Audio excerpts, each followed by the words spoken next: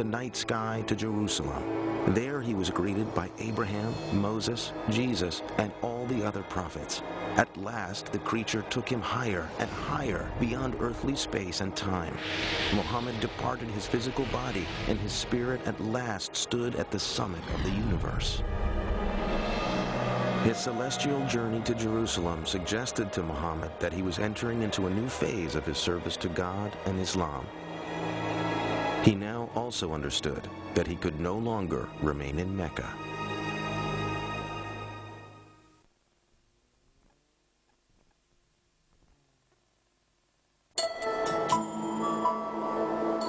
Over 200 miles to the north of ancient Mecca lay the fertile oasis of Yathrib. It was a lush island of green amidst harsh volcanic mountains and untillable desert soil. Its sweet water and abundant crops of grain and dates made for a comfortable life. But Yathrib was troubled. The tribes who lived in this beautiful place were locked in a deadly state of rivalry. Crammed together in this small oasis, the tribes were caught up in a continuing pattern of warfare and violence. Something was needed to break the pattern. In the same year he had made his mystical night flight to Jerusalem, Muhammad met 6 pilgrims from Yathrib, making the annual pilgrimage, or Hajj, to the Kaaba in Mecca. He told the men of his mission and recited the verses from the Quran. The men were immediately moved by Muhammad's message, but they also saw in the prophet someone who could mediate the stalemate of violence in Yathrib. They made him an offer. The citizens of Yathrib would submit to Allah. In exchange, Muhammad would become their leader. Muhammad was invited to a community that was in many ways divided and in disarray. And they basically invited him, saying that they needed a strong leader to come in and to organize and lead that community. Muhammad saw a chance to expand Islam in Yathrib. He also saw a haven that would protect him and his followers from persecution. He urged all Muslims to pack their things and leave Mecca for a new life. It was a dangerous undertaking, but the Muslims were willing to take their chances.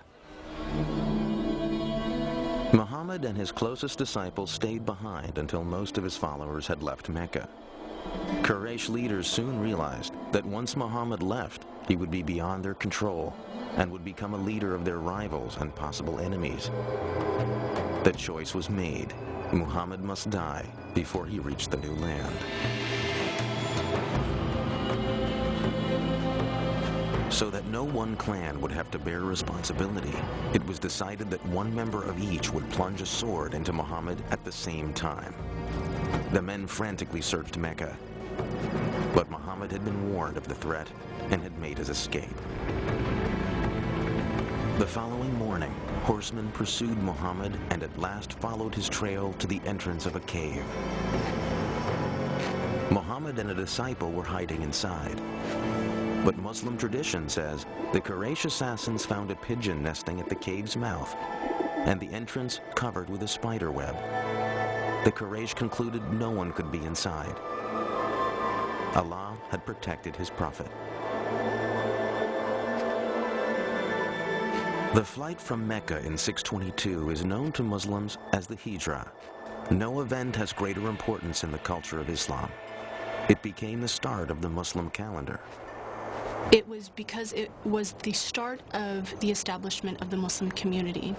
So that unlike the Gregorian calendar that starts with the birth date of Christ, the Muslim calendar, or the Islamic calendar, which is based on the lunar calendar, is one that is based on this concept of community. When Muhammad arrived in Yathrib, people rushed to meet him and all wanted the honor of having him stay in their house. Instead, Muhammad allowed his favorite camel, Qaswa, to wander unguided through the town. When at last Qaswa stopped and fell to her knees, Muhammad declared that was the spot where he would live. He ordered work to begin on a house and the first mosque. Henceforth, Yathrib would be called Medina, a name simply meaning the city. But the greatest change would be in the very nature of the community itself. Muhammad's visions brought new words to unite both his own followers from Mecca and the people of Medina. The Quran now had a new verse. Those who believed and made the hijrah, and those who gave their homes and helped, these are the protectors of one another. What he began to create in Medina was something that was absolutely unheard of and novel in Arabia. It was a community bound together by an ideal, by a shared ideology, by a shared religion, not by blood. If you think about 7th century Arabia being based on tribal kinship, the idea of a community based on a faith that anyone could join, slave, woman, man, rich, poor, dark, light, was revolutionary, and of course very menacing for some. To further unite the Muslim peoples, Muhammad ended his mourning for Khadijah and began to take new wives. In all, he would marry 11 women from many different tribes and clans. About 7 months after the Muslims arrived in Medina, the first mosque was completed. It contained a large courtyard for saying prayers. Several methods were considered for calling Muslims to prayer. A ram's horn, like the Jews, a bell, like the Christians. Finally, it was decided that only a human voice was needed to proclaim the call to prayer that Muhammad taught his people. A young man was selected to make the call, and for the first time, Muslims heard the words that still echo from mosques around the world, beckoning all to come to God. Allahu Akbar, Allahu Akbar. I bear witness that there is no God but Allah. I bear witness that Muhammad is the apostle of God. Come to prayer. Come to prayer. Muhammad had believed he was calling the faithful back to a religion Arabs shared with Judaism and Christianity. But following Allah's orders, the Prophet now set out to create a new identity for the Islamic community that would separate it from the older forms of monotheism. The Quran also and the Prophet believed that the revelation that had been given to Moses in what is called the Torah and the revelation to Jesus had become distorted historically, not by the prophets, but by their later communities. To dramatize the shift away from Christianity and Judaism, another order became part of the Quran. Muslims were no longer to face Jerusalem when they prayed. Forever after, God's faithful would pray facing Mecca and the Kaaba. Muhammad now had the responsibility of dealing with the mundane but important tasks of government. These roles would set him apart from the ministry of Islam's earlier prophet, Jesus Christ.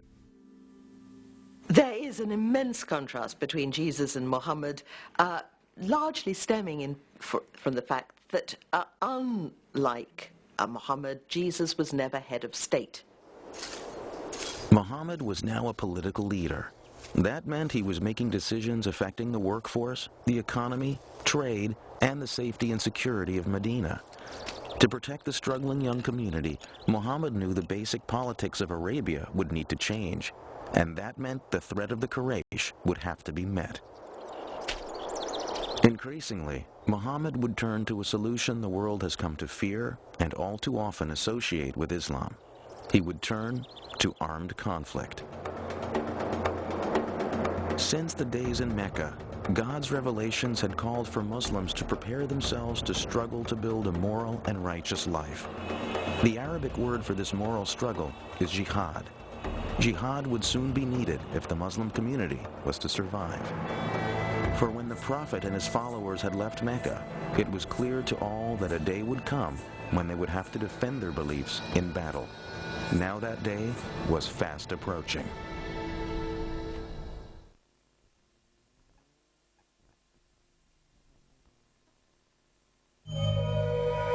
Although the religious foundation of Islam included Jesus' message of peace, it had also taken on the Jewish tradition of justice. The Quran's verses that flowed from Muhammad's mouth were now beginning to include a message justifying armed defense of the community. Permission is given to fight because they are wronged. Verily,